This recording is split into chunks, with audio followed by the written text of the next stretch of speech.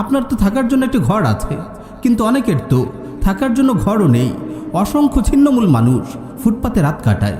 আপনি তো 3 বেলা খেতে পারছেন, কিন্তু অনেকেই তো একবেলা খেয়ে একবেলা অনাহারে কাটাচ্ছে। একবার আশপাশের কোনো বস্তিতে গিয়ে একটু ঘুরে আসুন।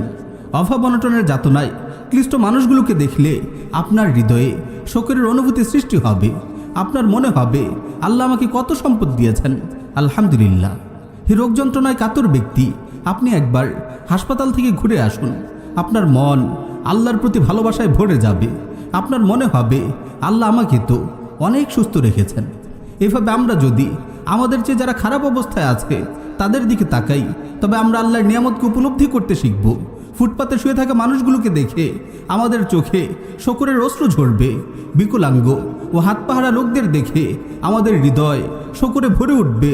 আমাদের চেয়ে বেশি দুঃখ কষ্টে জর্জরিত লোকদের দেখে আমরা আল্লাহ রাসূলের শেখানো সেই দোয়াটি পড়ব, আলহামদুলিল্লাহিল্লাযী আফানি মিম্মা বতালাকা বিহি ওয়া ফাদ্দালানি আলা কাসীরিম মিম্মান খালাকা তাফদীলা। সকল প্রশংসা সেই আল্লাহ তাআলার, যিনি তোমাকে যে মুসিবত দিয়ে পরীক্ষা করছেন সেই মুসিবত থেকে আমাকে হেফাজত করেছেন এবং আমাকে তার অনেক সৃষ্টির উপর সম্মান দান করেছেন।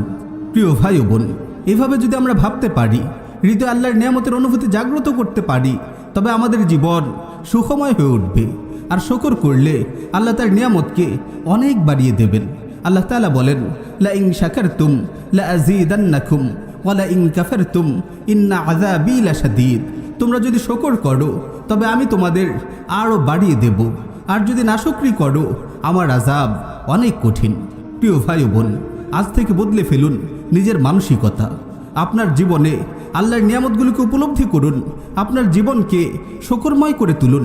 ইনশাআল্লাহ শত ঝড়ঝাপটায়ও আপনি বিচলিত হবেন না। আপনার মুখে সবসময় শুকরের হাসি থাকবে। শত মুসিবতেও আপনার জবান থেকে আলহামদুলিল্লাহ হারিয়ে যাবে না। আল্লাহ তাআলা আমাদের সবাইকে শুকরময় সুখী জীবন দান করুন। আমিন ইয়া রাব্বাল আলামিন।